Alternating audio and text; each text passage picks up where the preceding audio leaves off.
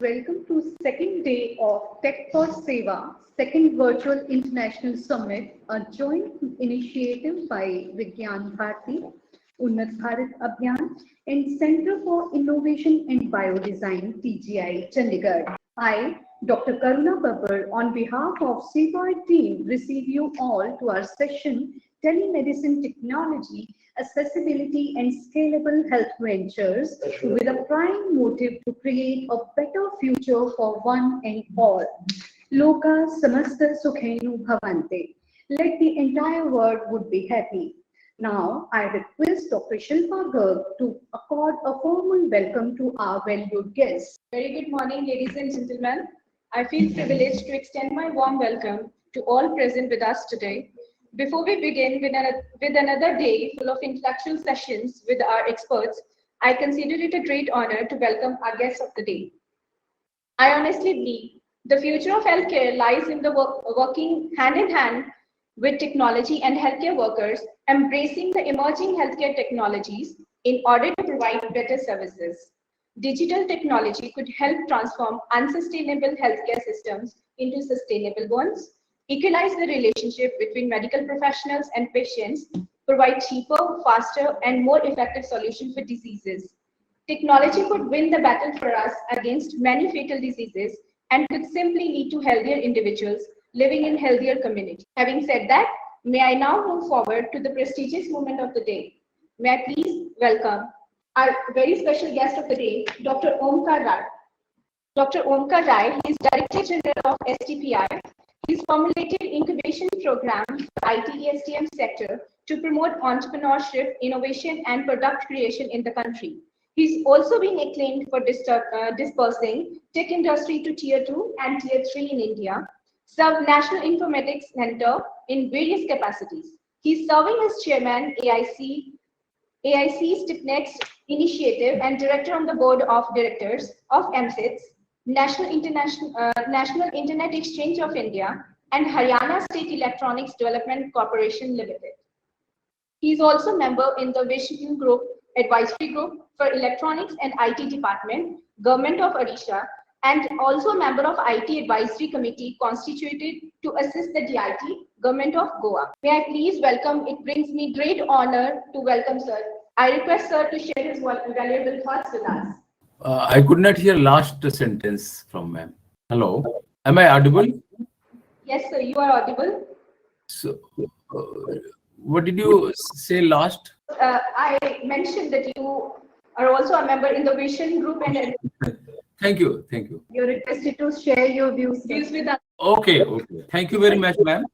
The dignitaries on the dais, Dr. Rohit Garg, Deepak Arora ji, Dr. Sehgal, Dr. Raja Ramchandran, Dr. Virender Garg, other dignitaries and functionaries of Vigyan Bharati, Unnat Bharat Abhiyan, IIT Delhi, Center for Innovation and Biodesign, TGI, Chandigarh, participants in this very session. First of all, I must thank the organizer for affording this opportunity to me. And I must congratulate that Tech for Seva, the second edition of digital edition, has decided to discuss on these very issues which are very important for the people, the countrymen, and for the nation. I'm glad to be here.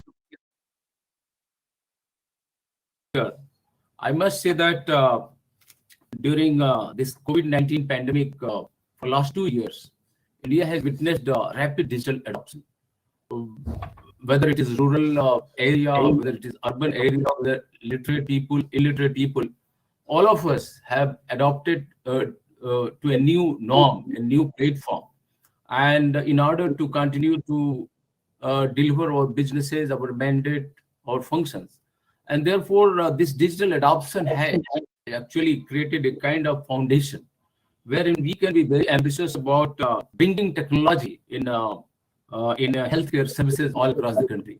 We know that we are 1.3 billion strong population, though we are a very young nation, but sooner our population is going to age, and owing to the fact that we have very diverse conditions, several languages, several geographical areas, difficult terrains, lack of physical connectivity, lack of digital connectivity, it becomes very cumbersome and very challenging for us to really create an inclusive healthcare environment in this country. And therefore, when we talk about the recent phenomena of digital adoption, and we also look at the kind of scenario the India is passing through, wherein we are creating a national optical fiber network all across the country. We are also, resorting to digital broadband technologies to reach to every household. Apart from the fact that the industrialization and the entrepreneurship has totally been enabled and liberated, and we are also witnessing a spurt of large number of young boys and girls coming out, creating creating ideas, creating products around that. And we have also witnessed a large number of startups who are venturing into healthcare sector. We also know that during last decade, there has been technology disruption. Most importantly, apart from the connectivity and high speed connectivity network digital data transfer technology, we also have seen that there are emerging technologies like augmented reality, virtual reality, and all. And therefore, all these technologies are actually bringing much needed disruptive changes in the entire technology sector, including healthcare sector. We also know that the emergence of cloud technology has made everything so democratic. It has made things so economical for the young boys and girls, startups, entrepreneurs to venture into directly the core businesses without bothering about creation of infrastructure. And it has actually made things very cost effective. And therefore, I can foresee that in times to come, when we are coming very rapidly on the digital platform, generating huge amount of data, connecting every nook and corner of this nation, we are also sensitizing young boys and girls that they can solve the problem that we face today. And therefore, I can see that not only in telemedicine, where a lot of collaboration is happening, digital collaboration platforms are improving day by day. From video conferencing, we are moving toward telepresence by bringing animation technologies, augmented reality, and virtual technologies.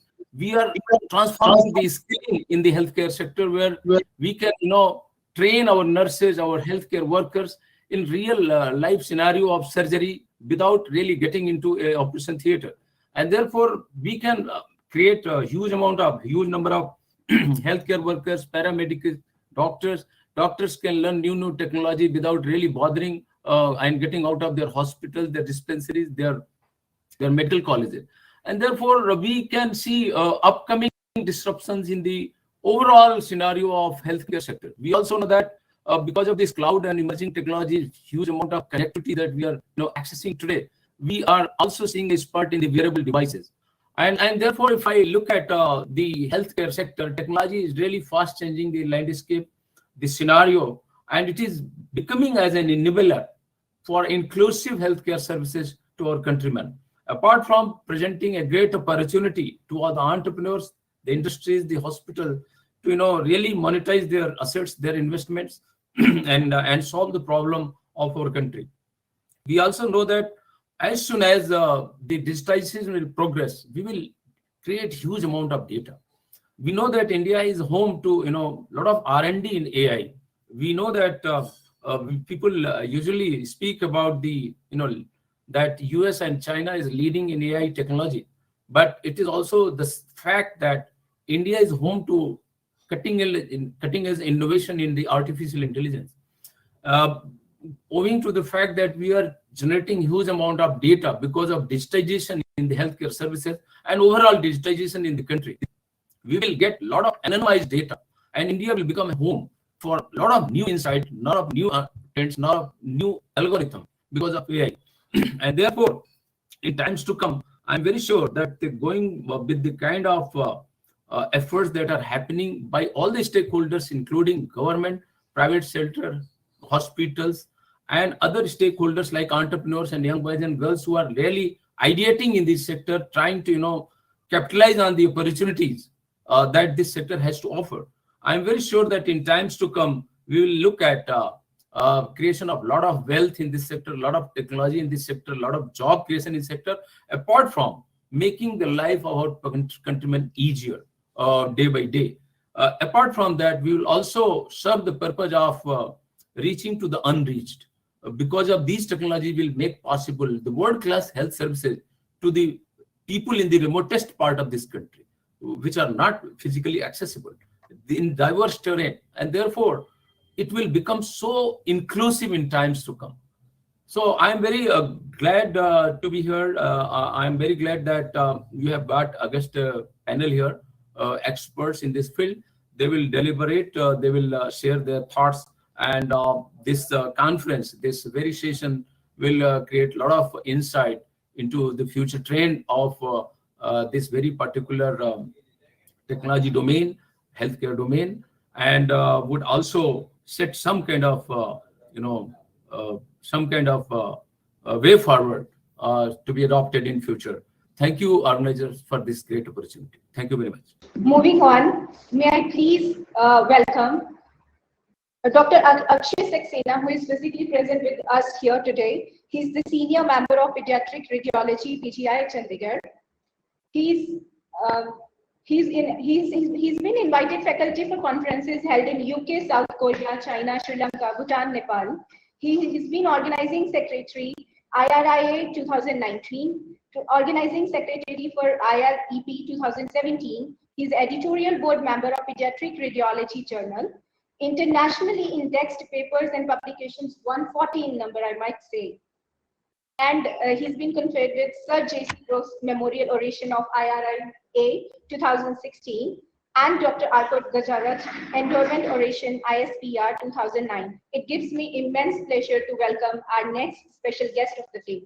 May I please request Sir to grace with your words of wisdom. Thank you so much. Aap sabhi ka hardik abhinandan. It is a matter of great pleasure for me to join this session on the telemedicine technology. Well, some of you may ask what exactly telemedicine means. Telemedicine is nothing but the means of remote diagnosis and treatment of the patient by using telecommunication technology. It's not that this kind of facility has not been around. It's been around for last several years, maybe like even before the 21st century started, the telemedicine has been there in some form or the other for the betterment of the patient. But it is the COVID pandemic which has brought it to the limelight. The limitations imposed by COVID pandemic, the requirement of social distancing and all has led to a big demand for telemedicine services. And yes, telemedicine has got a lot to offer in terms of reducing the hardship to the patients and at the same time increasing the productivity of the doctors as well. Just imagine if there's a patient on the border at Siachen and the patient has got some sickness, the soldier has got some sickness, and the team at site is not really sure whether this patient needs to be transported to a higher center or can be managed locally. All that they need to do is to send that information on the internet or over the telephone to the experts sitting at a remote location, right up to any place in India as well as abroad, get their opinion and make a decision.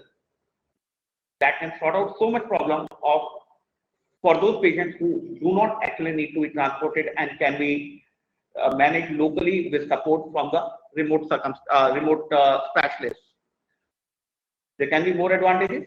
Supposing, say, I'm the only earning person in the family and I have to take my father to the hospital. That would mean that I'm losing a few days of my productivity. I'm not attending my jobs and I'm losing money, and that would lead to lots of hardship to my family. Compare it with the telemedicine facility that I just send my data to the doctor. The doctor looks at it at his convenience and sends me the information. It will save me time, it will save me money. So this is how the telemedicine is going to shape the future for the health services. There would be more to offer. Supposing there's a family of two children and husband and wife, and the mother, child and the father are taking the elder sibling to the hospital. What about the other sibling? He would end up missing the school. So if the patient can be managed from home itself, it is so much better even for the other child who is healthy, because he will not have to miss the schooling. Then there are other issues, like there are taboos. Nobody probably would like to attend a dedicated HIV or a sexually transmitted disease clinic. They just wouldn't step in close to that, considering the stigma attached. So if the same facilities are being provided through telemedicine facility, it would do so much of good for the patients. Now, these are the positive side of the telemedicine. But then every time you use technology for the betterment of the people, there would always be certain misadvantages which would step in. For example, like dynamite was invented for the betterment of the mankind, and it ended up causing so much of destruction. So telemedicine now, while it is evolving, it is important to see what all the potential problems can be associated with it. The regulations attached to telemedicine treatment so that a patient doesn't get harassed or kind of misused for a new drug or something. Those kind of legislations and all would be required. Then another thing which needs to be looked into is the high cost at the time of setting up a telemedicine facility. All these things will need concerted efforts, and I'm pretty sure that the government will look into it and kind of overcome these problems so that telemedicine becomes a reality for future. Thank you so much. Thank you so much, sir, for your words of wisdom. It has been an honor to have our guests here today with us. Them being experts in their respective fields have graced us with immense knowledge, which we hope to inculcate in our work in the near future. Undoubtedly, this would help us program and execute much more efficiently. Thank you once again. Over to you, Dr. Karuna. Thank you so much, Dr. Shilpa Garg. Let us view our documentary on telemedicine now. Let me explain a little bit on this documentary.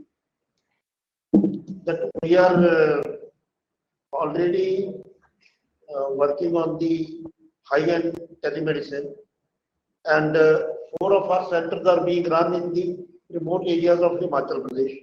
One is Thunag in Mandi district, other is Thana Kala in Unna district, and third is Awadevi in the Hamirpur district. Fourth is PJ Separate Center Unna, which is working from the last April since the COVID lockdown was announced. So it's temporarily we are overhauling this center, and 2 of our centers are working in the remote areas of Punjab, that is district Patiala.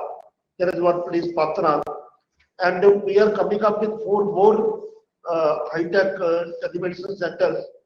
We have incorporated digital stethoscope, digital spirometry, and state-of-the-art advanced high-tech point-of-the-care lab, which can do 49 biochemistry tests. As a physician, I can say the most commonly used test by MD medicine, only thyroid profile is not available in our lab.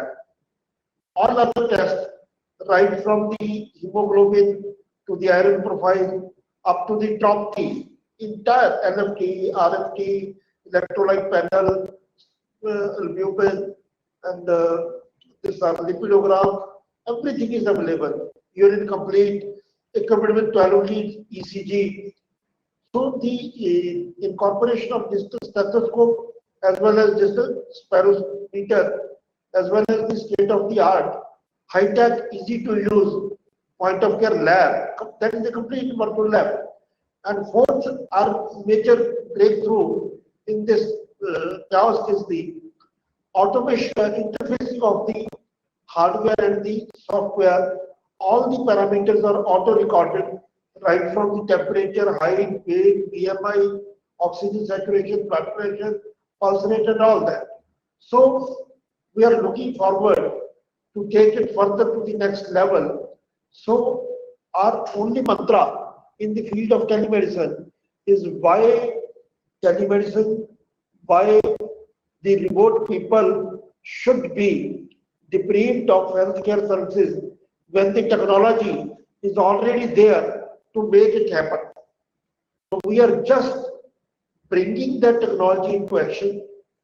We are just trying to make the affordable healthcare, quality healthcare at the first point of access in an affordable manner, in an accessible way, and with no compromise on quality. Because when I was in state government service, so I have served in the remote areas, I have seen the patients who were not able to put on the proper treatment for want of a simple FVS test, which was lingered on for 6 months or say 1 year, because the laborer son could not take the ailing patients to the nearby city for a small test like serum uric acid or fasting blood sugar or anyone, or complete urine, because means and the time and resources both are very much strained. So we are coming up with a detailed documentary. Dr. Karna is here on the panel. She has also prepared. But right now we are sharing with you is a preliminary documentary, and later on within a week we will be sending a complete documentary to all the panelists as well as the participants. Now let's see that documentary, which is preliminary one. Thank you.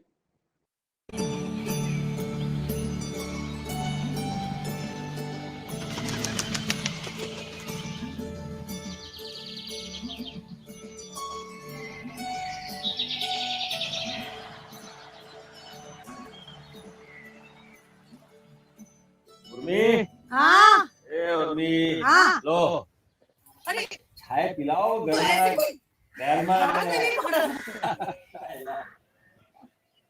लल्ली लल्ली दिखाई ना दे रही कहीं पढ़ने गई है ये अच्छा है लो चाय देखो गरम है हाँ गर्मा गरम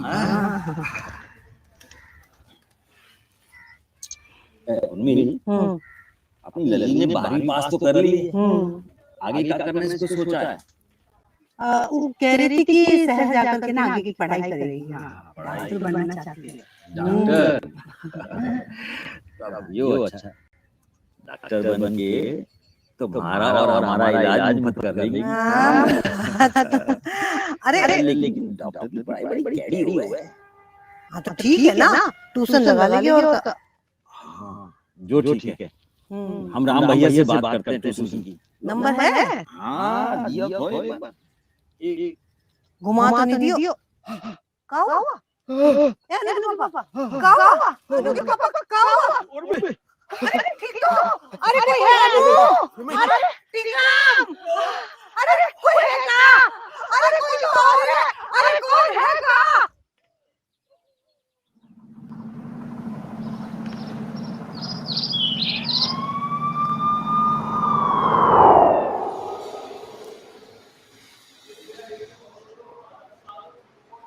डॉक्टर साहब ठीक है ना क्या हुआ घबराइए नहीं, वो बिल्कुल ठीक है।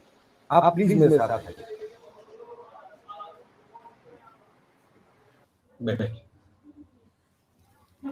देखिए अभी वो खतरे से बिल्कुल बाहर है और ठीक नहीं है।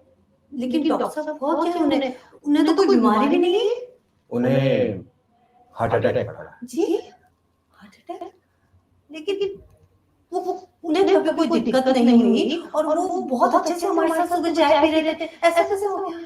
देखिए शुगर और ब्लड प्रेशर की बीमारी उन्हें काफी दिनों से थी, जिसकी सही समय पर जांच हो जानी चाहिए थी और जिसके चलते ही उन्हें ये दर्द पड़ा। लेकिन डॉक्टर साहब ऐसा कैसे हो सकता है? देखिए इन बीमारियों का पता तभी चलता है जब सही समय पर सही जांच हो।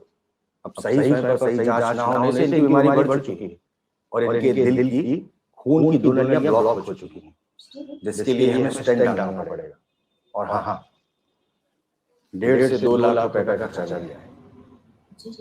डॉक्टर साहब हम समझी आशा थी कि क्यों मुझे और इन्हें जांच कराने के लिए कहती थी। घबराइए नहीं, लेकिन आगे से ध्यान रखिए और लोगों को भी समझाइए कि सही समय पर जांच कराने से न सिर्फ बीमारी का पता चलता है बल्कि उसकी रोकथाम भी जल्दी हो जाती है और हाँ वो कोई भयानक रूप नहीं ले पाती।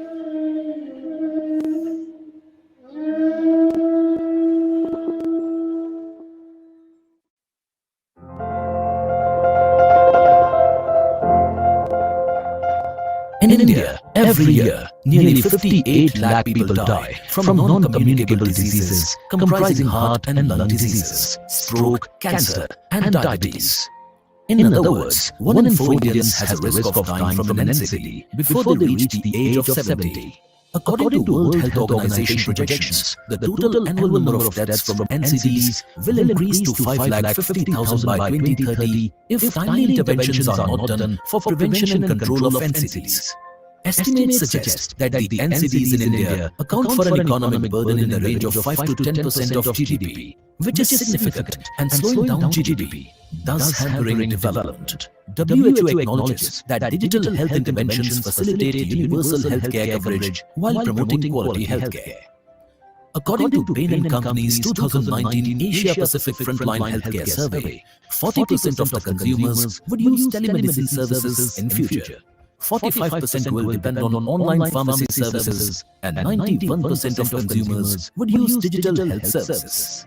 Therefore, the need of the hour is to promote digital health platforms like telehealth that can help people with NCDs by screening and providing teleconsultations instantly at their doorstep. The telehealth's mission is to speed up the Government of India's vision of Ayushman Bharat by creating affordable, accessible, and quality healthcare service delivery system.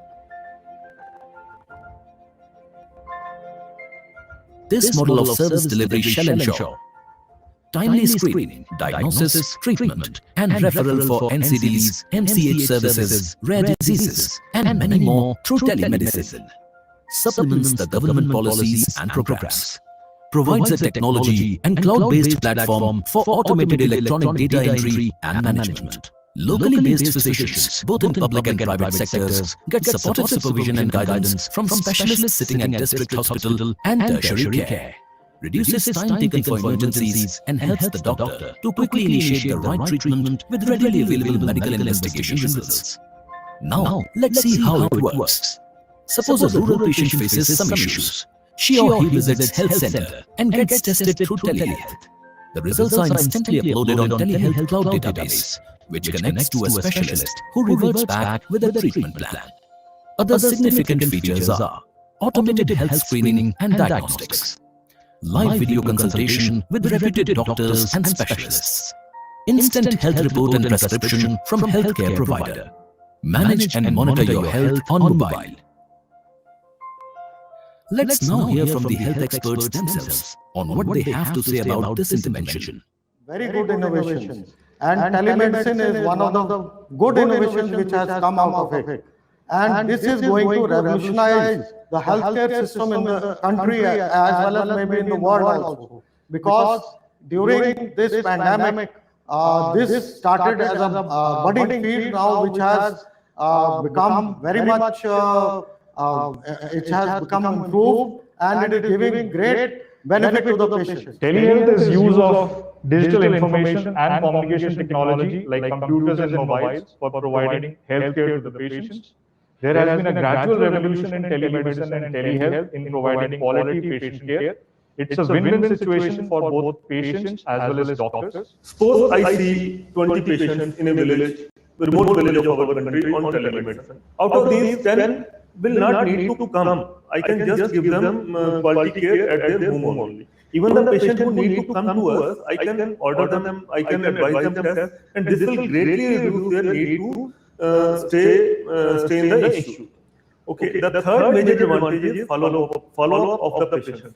Suppose 80% of our patients just need to be given same treatment and they keep on visiting us unnecessarily. This telemedicine has a great potential to reduce their visits to the institute and will reduce our rush also. In the facility, we can have consultations with super specialists as well as we can have tests which can be done at the local level, which can be transmitted automatically to the concerned physician or the super specialist for the diagnosis and treatment at the local level without actually visiting the peripheral hospital. Satayu healthcare system is an innovative idea to provide healthcare systems in remote and inaccessible areas. This system will give a battery of tests, and it has more than around 60 tests can be done at a time. It will also provide the expert opinion at the point of care, and I believe this will help to diagnose the disease in early stage and help to reduce many deaths. We like at PGI used to face a lot of rush, huge crowds in our outpatient department. Now with the advent of telemedicine, this number of patients coming to institutes will come down, and the patients who actually need the institute care will be traveling, and this will enable us to provide quality care to those patients. एक ऐसा machine है कि आप उसमें कोई सा भी test करवाना चाहेंगे तो उसमें आपका हो जाएगा टेस्ट। उसमें आपको कहीं भी आना जाना नहीं पड़ेगा, कहीं पे आपको आने जाने के लिए करते हैं इधर उधर भाग दौड़ करते हैं, आप काम करने वाले बंदे हैं, तो इसमें आपका एक दिन में हर चीज टेस्ट हो जाएगा। आप कोई सा भी टेस्ट करवाना चाहें तो इसमें आपका हो जाएगा। मैं अपने फादर मदर का टेस्ट करवाने यहाँ आया था, तो साथ में हेल्थ केयर मशीन पे मैंने भी अपना टेस्ट करवा लिया है। तो मैं बिल्कुल फिट हूँ, मुझे लगता ही नहीं मेरे अंदर कोई प्रॉब्लम है। लेकिन जब मेरी रिपोर्ट्स आई और जब मेरी ट्रेनिंग हुई तो मुझे पता लगा कि मेरा बीपी बढ़ा हुआ है, मेरी रिपोर्ट अप डाउन हो रही है। तो उसके बाद मैंने डॉक्टर के साथ टेली कंसल्टेशन की, तो उसके बाद मुझे पता लगा कि मुझे क्या क्या प्रॉब्लम्स हैं, तो उन्होंने मुझे recommendation. As we all know that last 2 years were very tough time for the entire humanity, especially for the chronic patients. All the hospitals were out of bound, out of reach due to the fear of COVID, and the entire medical fraternity was fighting with the unforeseen enemy.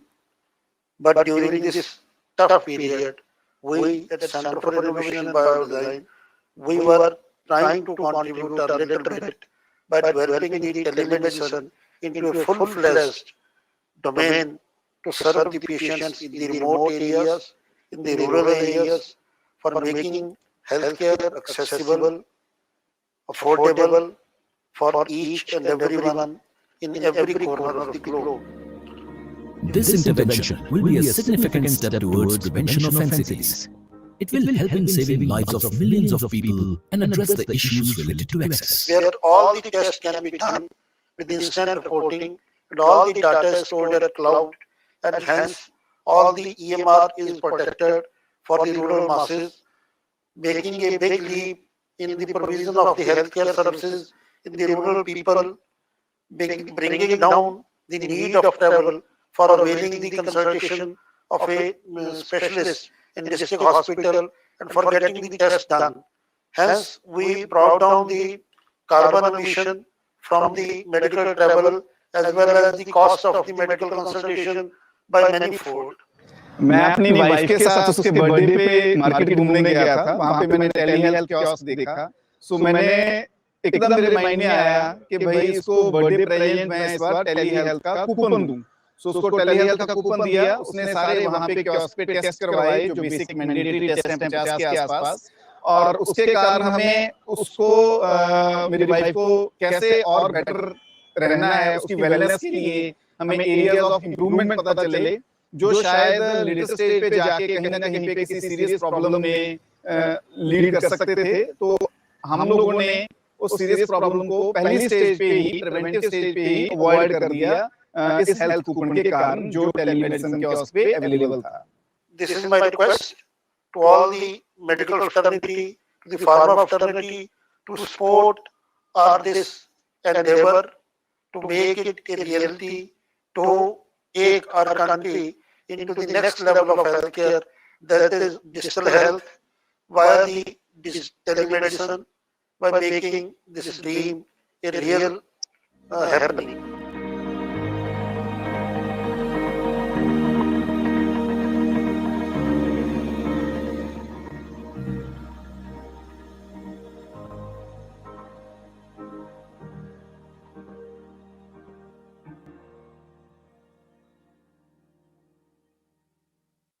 Telemedicine is increasingly used as shorthand for remote electronic clinical consultation. The COVID-19 pandemic has pushed us all to accelerate our move from traditional medical appointments to virtual doctor visits. To discuss this session in detail, we have a slew of esteemed panelists with us. Dr. Jagdish Gopalan, Professor Aerospace Engineering, Indian Institute of Sciences, Bangalore, India. He is a founder chairman of Center of Excellence in Hypersonics, started by BrahMos Aerospace, New Delhi. He is also a fellow of prestigious Royal Aeronautical Society based in UK and National Academy of Engineering, India, and also an associate fellow of American Institute for Aeronautics and Astronautics. He has 25 patents on various discoveries related to shock waves and hypersonic flow control, bestowed with several national and international awards like Dr. Vivian Rose Space Design Award by Aeronautical Society of India, Platinum Jubilee Award from Institution of Engineers, and also an ASI Award from Astronautical Society of India. Published over 300 papers in peer-reviewed international journals. He is also in the editorial board of Shockwaves, Current Science, and Indian Institute of Science journals. We welcome you, sir. Now, our second panelist is Dr. Virendra Garg. He is a principal investigator, CBOI, and he is also an OSD to Union Health Minister and President PGI. He has filed more than 17 intellectual property rights in medical devices. He is also a founder of Society for Affordable Healthcare, a healthcare policy think tank. He has completed his MBBS and MD radiology from Government Medical College, Patiala, with over 20 years of experience in the field of radiology. He is currently working to promote the patent-oriented research to achieve affordable healthcare delivery system. He is also promoting frugal research for disruptive solutions of existing bottlenecks in the healthcare system. He is a president of Society for Affordable Healthcare and has organized India Health Conclave 2018, New Delhi. We welcome you, sir, in the panel. Now, our third panelist is Dr. Sanjay Sood. He is an Associate Director, Center for Development of Advanced Computing. He is a state awardee by Chandigarh Administration for rendering outstanding IT advisory services with over 20 years of experience in large-scale implementations, international and national consulting, and executive program management and managing virtual teams, startups, and training sessions. His specialties includes e-governance, smart cities and e-health, telemedicine, and healthcare IT. He is a project director of eSanjeevani. He is also a member of NAP Drafting Committee on Digital Health Technology and Telemedicine Standards. He is tirelessly working to transform India into the land of digital health. We warmly welcome you, sir. Our next panelist is Dr. Rakesh Sehgalji. He is a professor in the Department of Parasitology, PGI. He is a diplomate of National Board in the subject of microbiology. His core research interest lies in malarial epidemiology, synthetic peptides, genetic diversity. He has published over 290 research papers in peer-reviewed journals.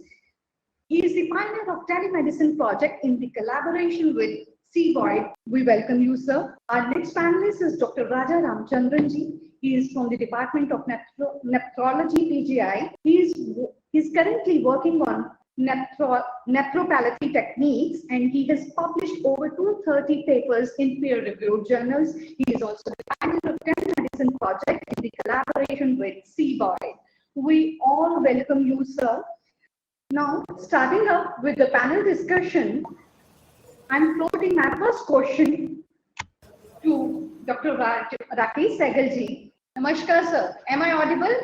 Yes, you are audible. Yes, please. My question is to you, sir. What more can be done to raise and extend the accessibility of telemedicine to our remotest patients? Oh, well, I had actually answered some of your questions yesterday also. You had sent a mail. Yes. So telemedicine acceptance by all doctors is not going to be ideal because you can hear me? Yes, sir. I'm audible. Okay. Because see, it is, well, whatever the case may be, telemedicine is not the actual medicine, you could say. But here now innovation like technology has advanced so much that we can do a lot of things. Like Dr. Garg had already told that we are transmitting all the reports, everything, lab reports, even probably the radiology reports could be transmitted, and that could be of really great help. But in areas where the patient cannot go and say somebody from a remote area would require 2 days to come to PGI or some other say medical college, then it would be a very good boon for those people. that they can just communicate to some expert, show the reports, give their symptoms, signs, whatever it is, and show the reports, and then get the adequate treatment. Then, as Dr. Akshay and I think other people had said, that it is a very good thing for follow-up of patients. So, if you are getting say 100 patients, and out of those you are getting 70 to 80 which are just require a follow-up, then that can be done through telemedicine. They don't need to come to the hospital for the follow-up. They can show their recent reports and get the advice of the doctor, get the medicine changed or deleted or whatever. So these are some of the biggest advantages of telemedicine. But acceptance, well, across the board would be difficult, but it is now slowly gaining acceptance, and I do see the day when most of us will think that, okay, telemedicine is going to be a part of medical care, and this will be then embedded into our system so that we can improve, get all the benefits from this. So technology, this is a classical example of technology helping us, not go like, well, technology we are using to see movies and whatnot, or using the internet, but this is one of the better things which we can do using the same system.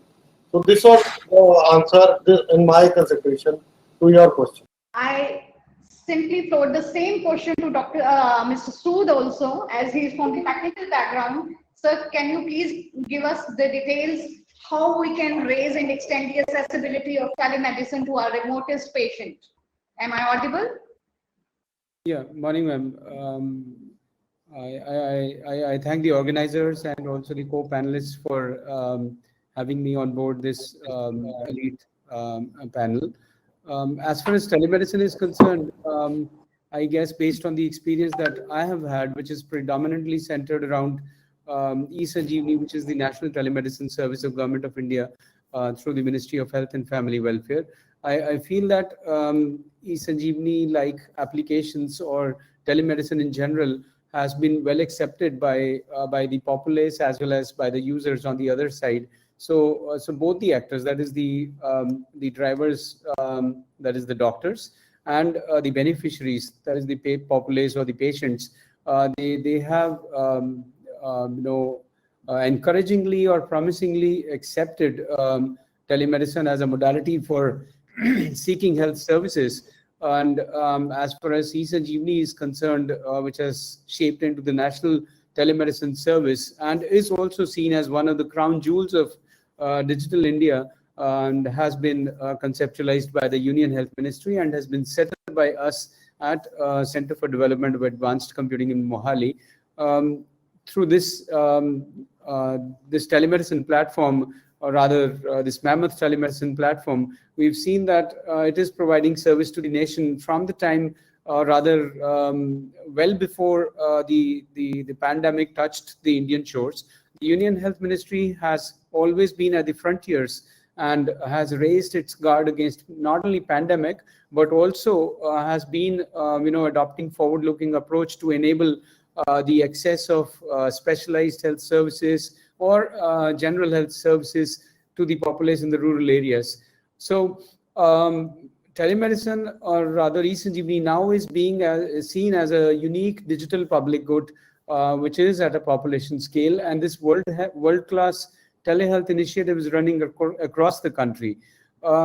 As far as access of this particular model is concerned, telemedicine is limited to the fact, or the access of health services through telemedicine is limited to the fact that we cannot go beyond, as of now, we cannot go beyond the internet penetration or the internet coverage area, which is covering around 45% of the population in the country. But here at CDAC Mohali, we are working towards, developing modalities or models which can enable the access of telemedicine services to the populace that resides beyond the internet coverage regions.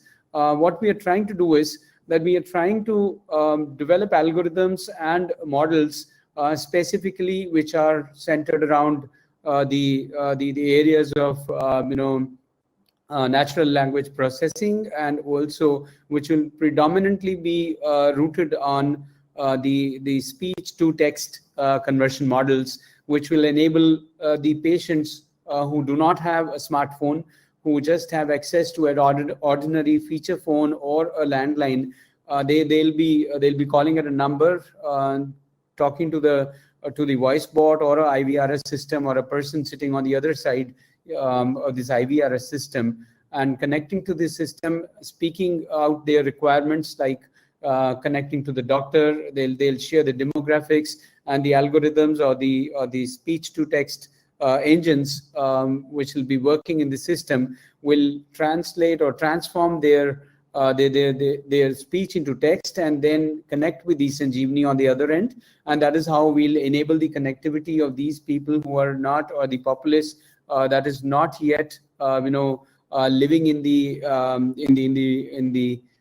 brighter side of the digital divide, where they have internet access. So modalities like these are being conceptualized. Besides this, to increase the access, a majority of the population, as we all know, is not literate. So we are also working towards a model wherein the national telemedicine platform is available in all the local languages, and hence which will also increase the access, or the boost the adoption of telemedicine services. I think even amongst the populace that is not literate enough to use applications written just in, having interfaces just in English. So with these kind of modalities, I think the access of telemedicine is expected to go much beyond its prevailing or current levels. And I can say that we have a very bright future, at least for the domain of telemedicine, as far as healthcare delivery services to the far-flung areas are concerned. Thank you, ma'am. So for your valuable insights, now my question is to Dr. Gopalan. Dr. Gopalan, am I audible? Yes, you're audible. Yes, sir. Do doctors like telemedicine, and what improvisations they require in telemedicine technology? Thank you, and thank you for having me on this panel. I think there is no question whether telemedicine is required or not required. Will it become useful? In the next 20 or 30 years, Vision 2050, if you see, the world population is going to be close to about 10 billion. And India itself is going to hinge towards 200 crore population. So digital health is here to stay. That is the only way by which we can provide sustainable health care. But what can we do more to ensure that this really becomes useful? I think there are some couple of points that I would like to mention here. We have so many Google doctors today. And how do we really differentiate Google doctors with the actual doctors via digital media will be the key challenge. There are a lot of information, but then there is a difference between information, knowledge, and wisdom. Now, it is this very nice, subtle change that one needs to incorporate in the kind of delivery system that we are giving in healthcare, which will make telemedicine a lot more meaningful. For example, people talk about digital stethoscope. I was so happy to hear about that. We need high quality digital twins, as they are called today. And already in the engineering industry, the aircraft industry, for example, you have digital twin for an entire engine, and people continuously monitor the services. Will we be able to create a reliable, simple digital twin for various diseases? This is something that we need to do to ensure that the acceptability is going to be wide. But then to create such a digital twin, we should very clearly understand all of us have to come together. Doctors, engineers, biologists, biomedical people, and technologists. And affordable healthcare in terms of hardware, finally, even if it means treating a small wound in a diabetic patient today, we can't afford a very long, prolonged treatment. Can we look at new innovation? This is where fundamental science has to graduate into translational science. And engineers have to start interacting with biologists, and biologists have to start talking to doctors. Healthcare is no longer the domain of only doctors. And I don't think I am trying to demean anybody. But the fact is there are so many things that are actually coming and the disciplines between boundaries are disappearing. Being from a mechanical engineering background, I never thought I would guide an MBBS doctor for his PhD one day in my lifetime. So it's all happening because at the end of the day, we want to understand this so-called complex system of human. If there is one system which is the most complex one, it is human being. So while we continue to develop digital twin, which is very important, we all can talk about artificial intelligence, deep learning, so many things. But at the end of the day, please remember, technology cannot replace the acute analytical skills of a human brain, at least in the another 50 years. We may have artificial intelligence, but still it is artificial. So we need to look at combining all of them to ensure how do we provide holistic, integrated healthcare. And on the technology front, just to wrap up, we need extremely good bandwidth. Bandwidth is a serious problem. It is not just about the digital deprivation that is there in our population, but I am sure that it is going to happen in the years to come. And I am not too concerned about the illiteracy of this country because the country adopted mobile phone as if it existed before they are born. Everybody today, more than about 100 crore mobile phones are being used by people who are not even illiterate. So mobile phones would be a very powerful way of delivering the the healthcare at affordable cost. But the key message is we need to ensure affordable biomedical devices which are indigenous. We do not even have a syringe which is made in this country. We do not have many original tablets which have come out of this country. We do not have, for example, an indigenous system to treat maybe a liver disease or a kidney disease. So I think it is high time that at a national level, we bring out a program to have Atmanirbhar or build made in India quality healthcare devices. This is going to be a big challenge because even a small tubing that you use in a dialysis machine is not made in this country. So if we can improve, number one, digital divide, if you can make sure that it is brought down by having more number of higher bandwidth, digital twin, high quality biomedical digital twin, maybe you need to have a program where all of us can work together. And the third one is how do we differentiate the huge amount of data that we have, which is purely information, into knowledge and wisdom, and finally have your own indigenous biomedical devices in the country in a big way. I am sure telemedicine will become very affordable, but none of us, at least I have no doubt in my mind that we don't even have to debate how this is going to be made popular, how whether people will adopt. People have already adopted, and this is the only way to have sustainable living in the year 2050. Thank you very much. For the same. Now, my next question is to Dr. Garg. Sir, can you please brief us your contributions in CBOI? At CBOI, we are already in the process to achieve all those desirable goals which are being listed by Professor Gopalan and the other panelists. As we have seen in the documentary, we have integrated the point of care testing with the telemedicine, making it a relevant telemedicine exercise from merely a video chat between the patient and the doctor.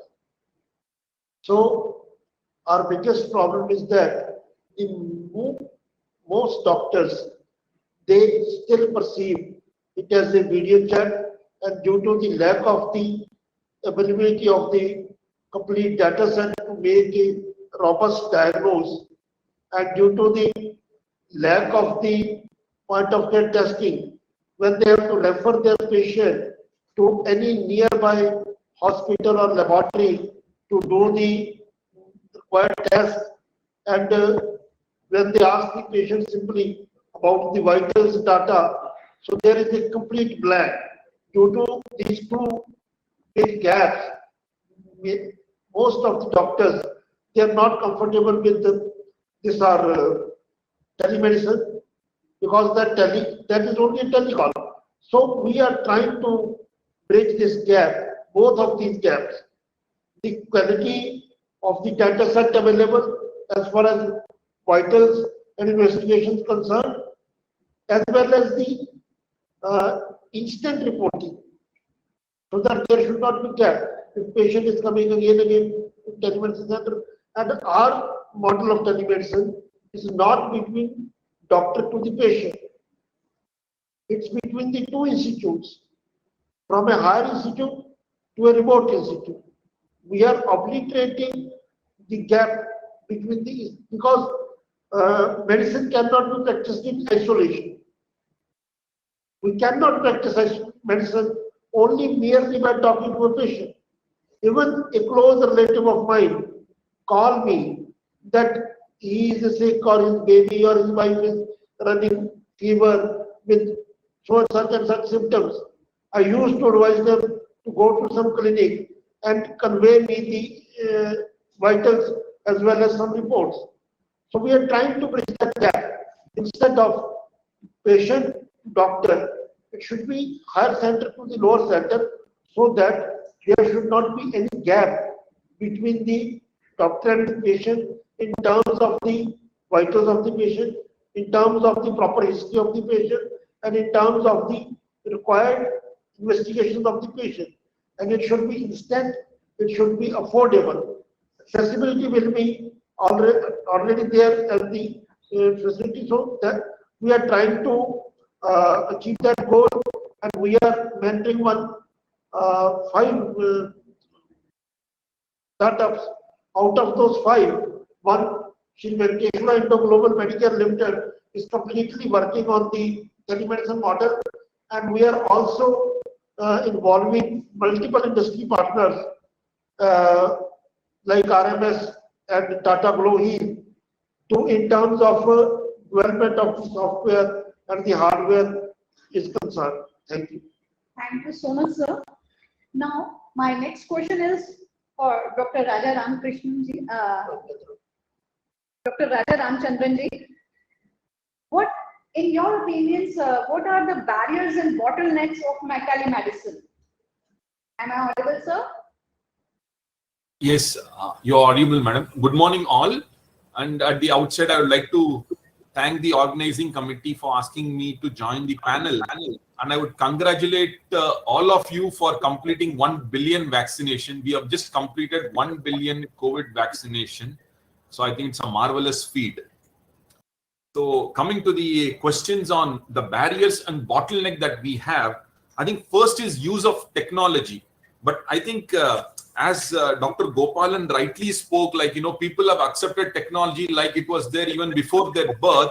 I think this will not be a barrier, but a small bottleneck which we will subsequently overcome. Then second is regarding, need of continued internet and the other resources that people should have. I think with every passing time, I think this bottleneck also we will be able to get over with larger bands. We should be able to get over this limitation as well. The next bottleneck, which is very critical, is the need of good laboratory resources and radiology services. I think laboratory services is something that we need to keep updating ourselves. I think the kiosks are the best example, as Dr. Garg spoke. I think they are able to do about 70 tests. And radiology, we have digital imaging, we have mammography and everything which are done at the point of care. I think ultrasound is something, there are certain reservations about ultrasound. But I think if we are able to overcome that barrier also, I think this limitation is also something which we would overcome subsequently. Then the fourth one is regarding the need of good nursing or other allied healthcare specialists who would be able to execute what the doctor says. If we are able to send the prescription, we should have a nursing staff or an ASHA worker who would be able to execute that job. They need to be trained well. Then the next limitation is about the training the medical personnel themselves. It takes time for medical folks also to understand how to speak, how to deliver, the relevant medical, knowledge to the patients or the end care users, how they should be able to deliver the topic so that, the end users are able to assimilate them. Then the last but not least is, we need to have a dedicated follow-up of the telemedicine also, where a patient who is treated by telemedicine would be followed up, and also if they need a subsequent treatment at a healthcare facility, they should be smoothly referred, so that you have hospitals which would act like a next stage for patients who are catered by telemedicine services. I once again thanks all my esteemed panelists to have such an insightful discussion on telemedicine and healthcare. Thank you once again. Now it's the time to announce our awardees. Our first awardee is Dr. Sakshi Kaushal. She is a professor with the Department of Computer Science, University Institute of Engineering, Punjab University, Chandigarh. She is a visionary professor with a sharp focus on research, academics, and societal development.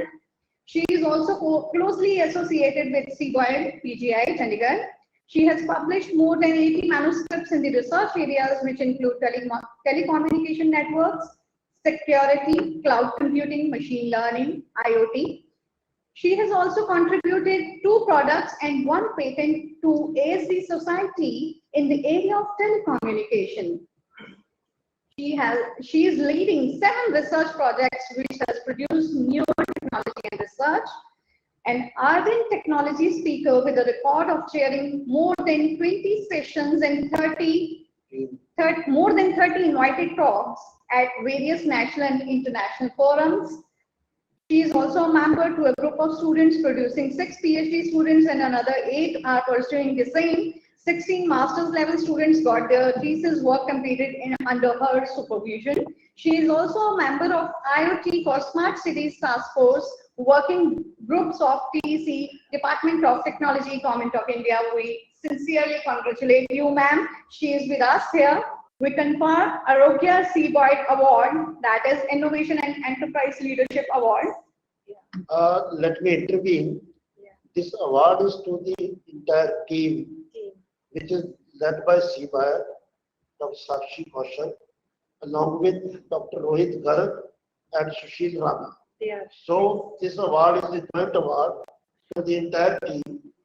So I'm sorry to intervene. So we can introduce next. Yes. Now, Dr. Rohit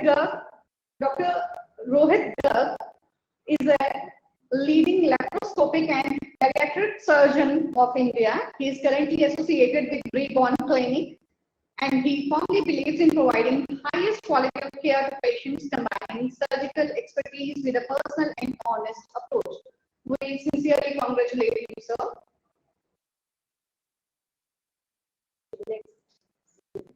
This is the certificate we confer to you. Then is our Dr. Ramdev Krishna.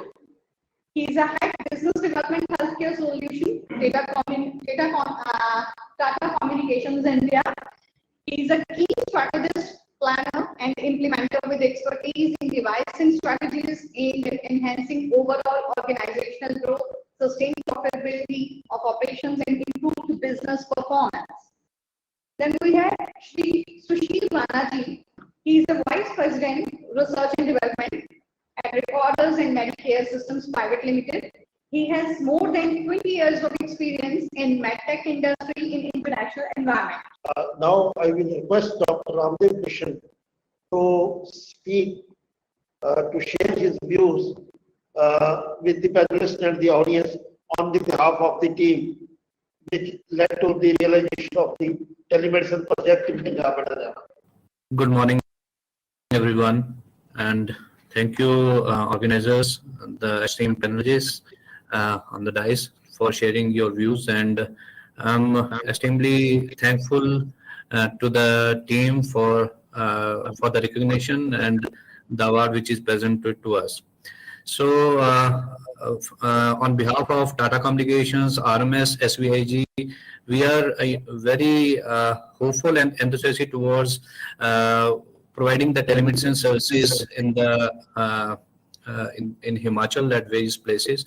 To like many of the clinicians and the technologists on the board have already mentioned about the telemedicine and its importance. I'd like to add 2 points into this, that we like country India, where we have 68% of the population residing in the rural this thing, and 75% of our resources in the urban areas. Telemedicine is one of the efficient services which can bridge the gaps in the healthcare, and by doing so, we have collaborated under the umbrella of CWIRE to bring these services at the doorsteps.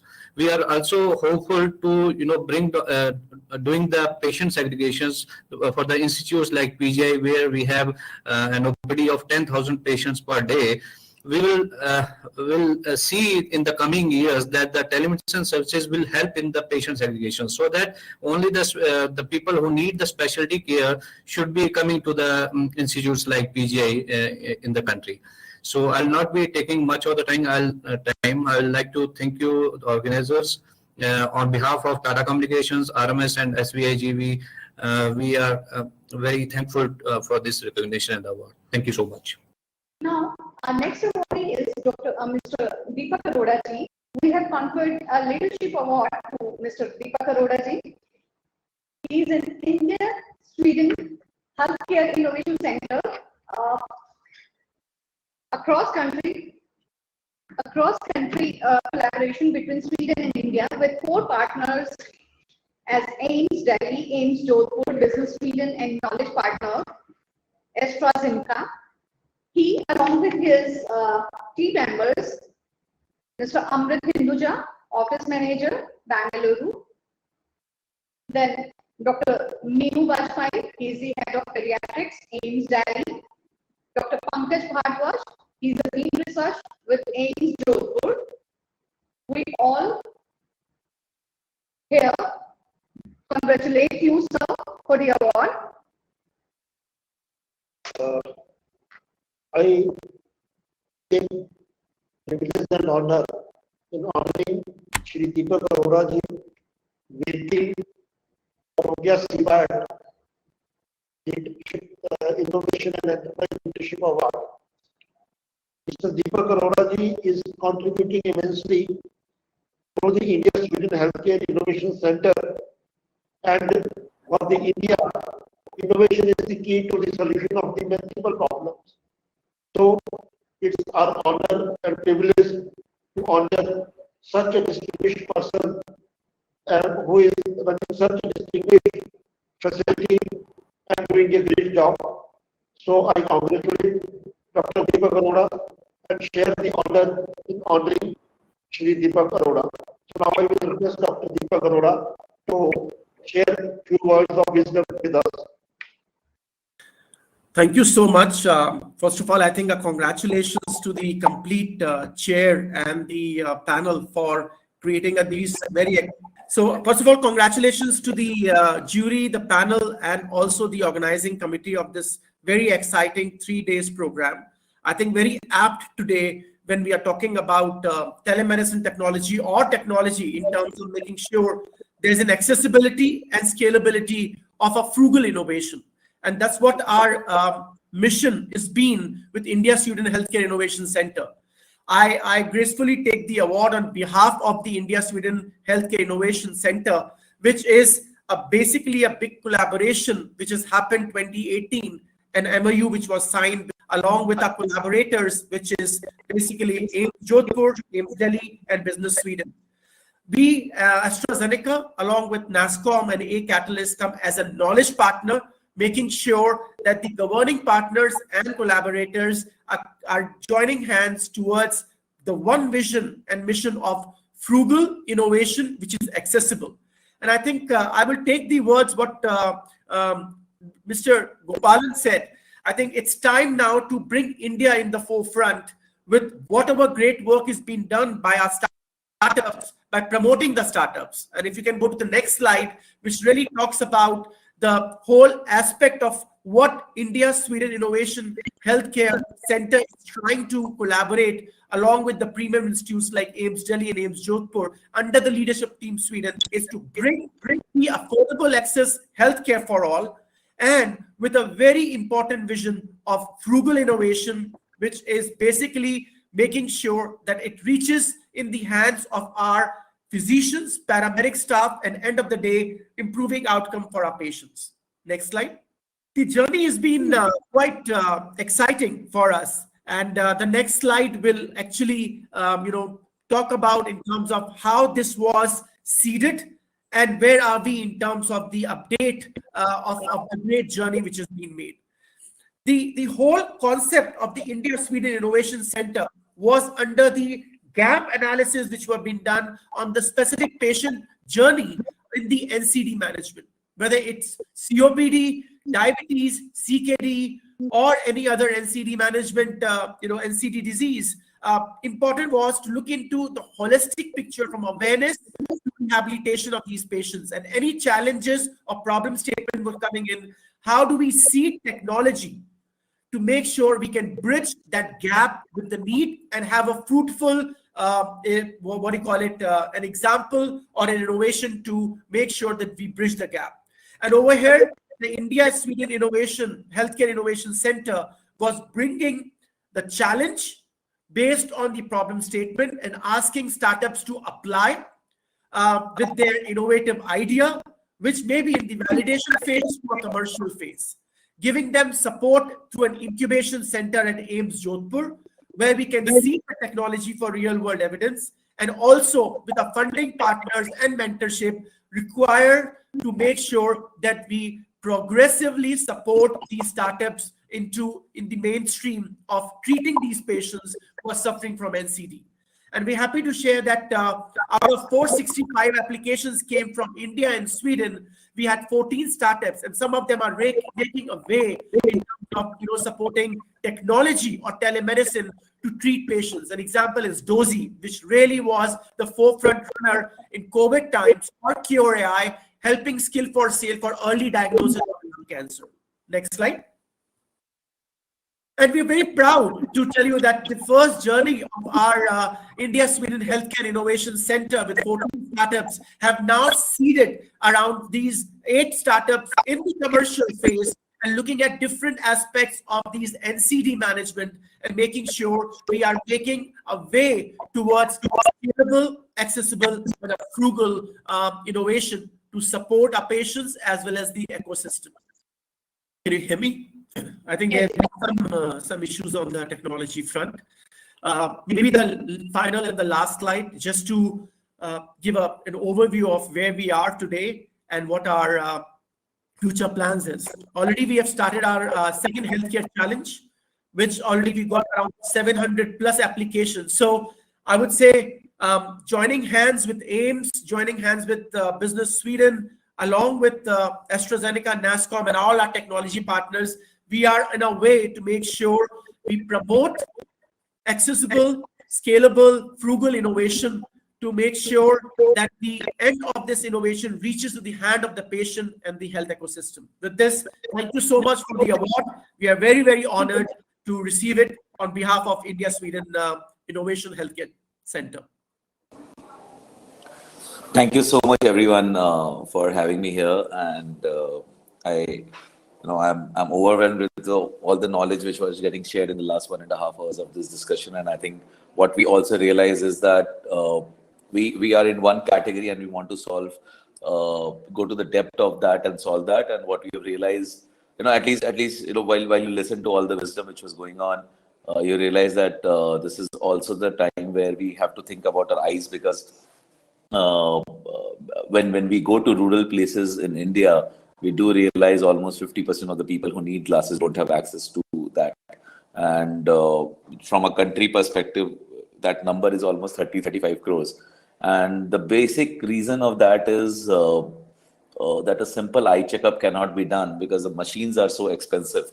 So what we are doing at Lenskart is trying to make a simple gadget type device which can use the modern smartphones, and via teleoptometry, if we can solve this problem of consumers at least knowing what their eye power is, I think that might might deliver vision to almost 35 crore people in India is what our aim is.